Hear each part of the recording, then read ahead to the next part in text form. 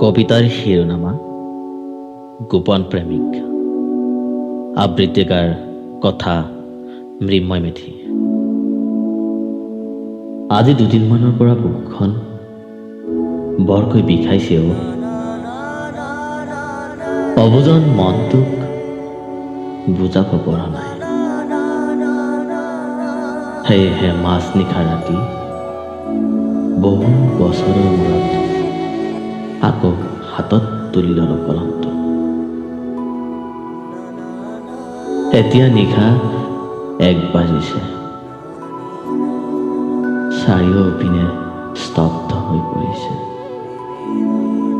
কোনেও সাৰে নাই।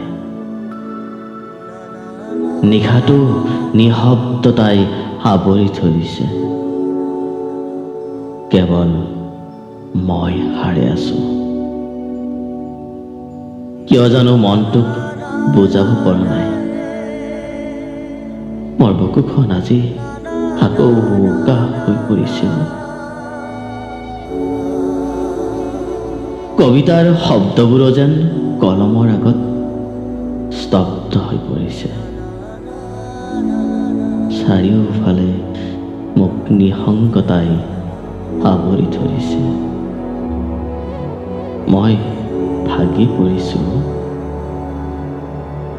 তোমাৰ সহজ সৰল মনটোক মনে মনে ভাল পাই পেলাইছো। নাজানো তোমাৰ প্ৰেমৰ গভীৰ সাগৰখনে কেতিয়া বুৰাই পেলালে মোক ধৰিবই নোৱাৰিলো। আজি বৰকৈ বাৰে বাৰে আমনি কৰিছে মোক। মোৰ হৃদয়খনে উচুপি উঠিছে। এনে লাগিছে যে চিঞৰি চিঞৰি কান্দি কান্দি কম, তোমাক বহুত ভাল পাব। অকমান মৰম দিয়া মোক। এৰা, মনৰ কথাবোৰ মনতে ৰৈ গ'ল, কোৱাই নহ'ল। গোপন প্ৰেমিক যে গোপনে ভাল পাই থাকে।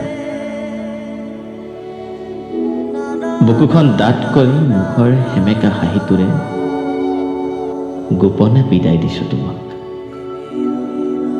সুখী হোৱা। নিস্বাৰ্থ মৰম ভাল পোৱাবোৰ কবিতাৰ শব্দৰ মাজতে গোপনে ৰাখি থওঁ। অসহায় হৈ পৰিছো আজি। এৰা, গোপন প্ৰেমিক যে